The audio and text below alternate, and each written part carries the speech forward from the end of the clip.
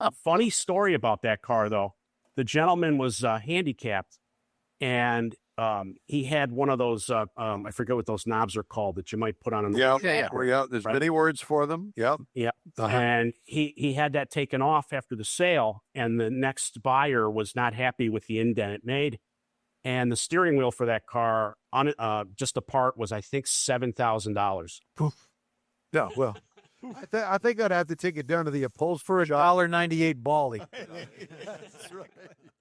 Thank you for tuning in to the Guys with Rides YouTube channel. I'm Rudy Samsel, the co-founder of GuysWithRides.com, the only dealer-free community and marketplace for classic car enthusiasts like you and me.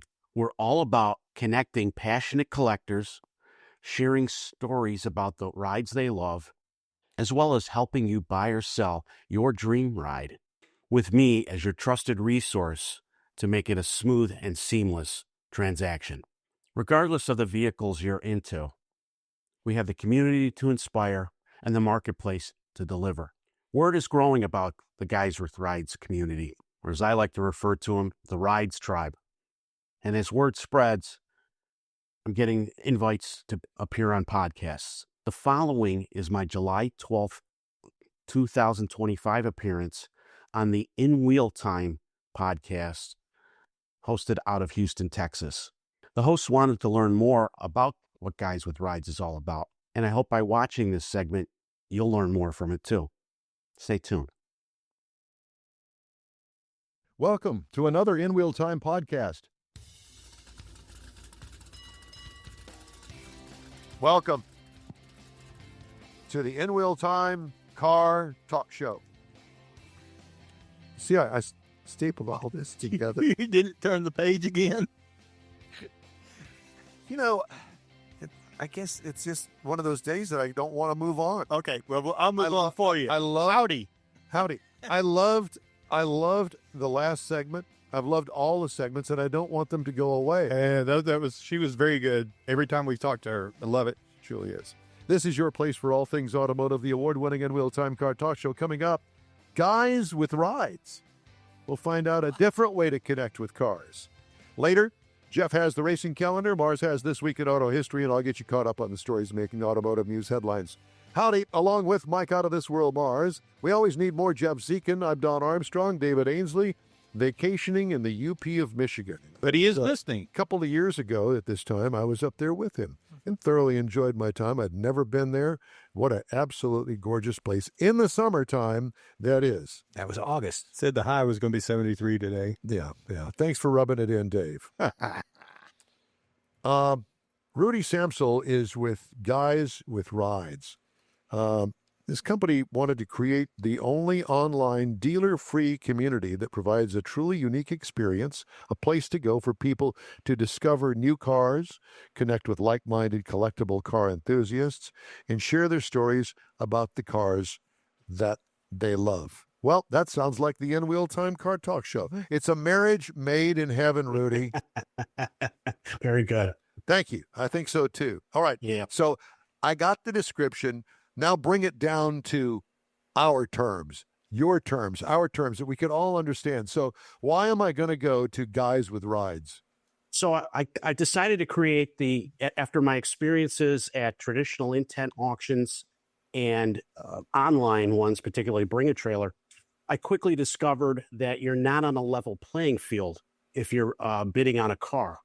And so my goal here was to create a dealer-free environment. That doesn't mean I'm not anti-dealer. In fact, I support them with the variety of parts I buy. But if you own a classic or collector car that's been a family heirloom in particular, you want to find a good home for that car. And so I wanted to create a level playing field where private buyers and sellers could be a matchmaker for them on an online site. How is it different than Hemmings? So Hemmings does have a variety of dealer auctions on there, and auction and classifieds as well. So besides that, we have a community of So besides that, the prices are also a lot less because we don't have the overhead that, say, a big Hemmings does. And what I'm trying to do is be the next step up, say, from putting your car on Craigslist or Facebook Marketplace. If you want to, particularly if you have a very rare car, if you're in a remote area, you can get more eyeballs on the car and get the car sold nationally, if not internationally. So a couple of years ago, I had a 76 Cadillac pickup, if you remember those. There were only 200 built. And through my search engine optimization techniques, a gentleman in Bern, Switzerland actually ended up buying that car and taking it to Switzerland. I don't know how he got around the streets, but that's the kind of service we offer. Well, big snow tires, I'm sure. Yeah, for sure. Yeah. Sure. Well, an interesting concept. So how many cars do you have on the site right now? So right now, I just sold. Last week, I only had one. I like to call myself the David in an industry of Goliaths. And so I had one. And next week, I have a gentleman that has 6 motorcycles, interesting motorcycles. But typically, on a given week or so, I might have only 2 or 3. I will point out one thing. When Bring a Trailer started in 2014 doing auctions, they were only doing 3 a week. So small is good. Go ahead. Is yours like an auction, or is it truly, I've got a car here, I inherited this car from my dad, and I want to sell it to somebody that's going to love it just as much as he did? And I'm going to sell it for $20,000, and I'm firm on that. Do you do that? I offer 2 options. So that example you just gave, I had a 62 Thunderbird across town here, and the daughters of the deceased owner asked for my help. So I said in that situation that they're selling his house and they need to get rid of the car or find a new home for it. They really wanted to find something because he loved that car. So we set it up. I said, let's start a no reserve auction, but we're going to start the bidding at $3,900. And we'll also offer it at a buy it now option of $6,000, depending on, it's a very nice 62 Thunderbird. However, it's been sitting for about 5 or 6 years. You can actually watch my YouTube channel and see how I got the car restarted and have it running again. But so ultimately what happened is they agreed to that. Bidding started at $3,900. And then on Thursday, the car sold for $4,600. Now, conversely, I have another gentleman he has a 1984 Ford Mustang SVO, 14,000 miles, and he's firm on the price. He's asking $19,500 for the car. And so we have the buy it now or make an offer listing. So we're waiting for some offers to come in on that and see where it goes. And they can decide whether to stay firm on the $19,500 or except if it's a reasonable counter offer. All the cars that you're selling on your site, are they all classics or antiques, or can you sell, Jeff's Buick Envision 2025 model? I haven't gone that new. I generally, I think the newest I've had is recently had a 2014 Porsche 911. And a couple of years ago, I had a 2012 Rolls Royce. I'm not averse to anything relatively new. It depends on the car. So the Rolls Royce, did you insist that you take it for a test drive so you could figure out exactly what it was really all about? Yeah, no, I rode in the car and did right. Okay. See, he rode it in the back. He rode it in the back. That's what that. Yeah. I had to make sure everything was quiet. Yeah, exactly. Did you take any research? Did you take any Grey Poupon with you? That was already in the glove box. All right, he's getting it. Yeah, do it right. Funny story about that car, though. The gentleman was handicapped, and he had one of those. I forget what those knobs are called that you might put on. Yeah. There's many words for them. Yeah.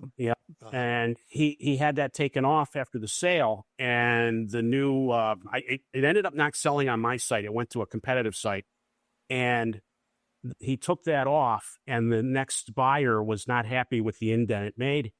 And the steering wheel for that car, just the part, was, I think, $7,000. No, well, I think I'd have to take it down to the upholsterer. For $1.98 Bally. Yeah. So the key thing here is I'm trying.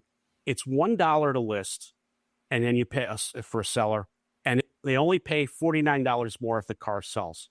Conversely, a buyer, when they buy the car, so the gentleman the other day that purchased the Thunderbird for $4,600, only charged 1%, so $46 on the 4,600, and I capped that at $500.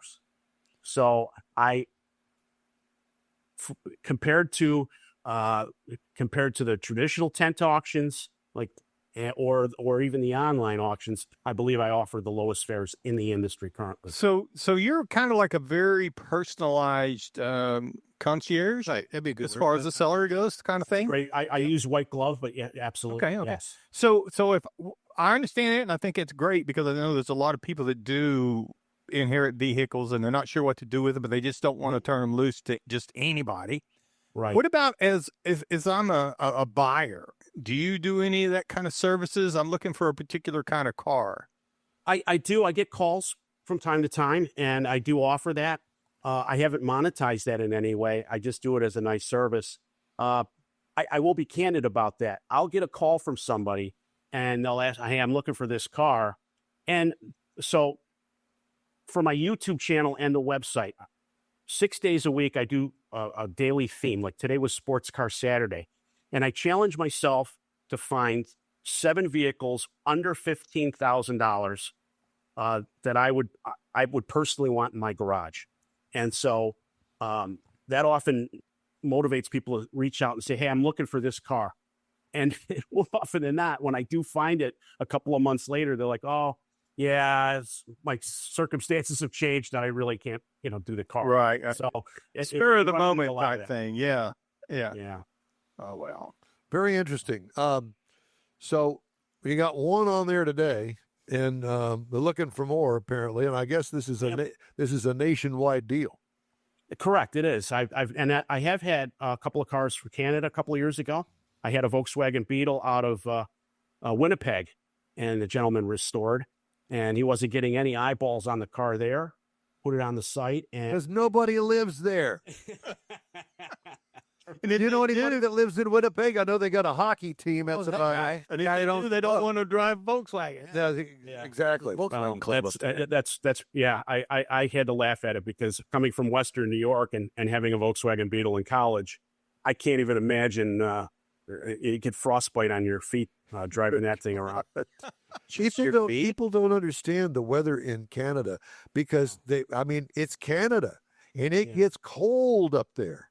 And all I can think of is that Canadian highway that would do all those trucker shows and the wrecks and stuff on there, and the snow going this way as opposed to straight down a beautiful background. No, it's a highway that's come to a complete stop for hours on end. Yeah, no, I'm all good about that. Where are you located, Rudy? So I am in Flemington, New Jersey, and that's Hunterdon County. Are you from Jersey? I'm from Jersey too. I'm from Buffalo. Okay. From Buffalo. I live in Quick Jersey. to correct that. Yeah, exactly.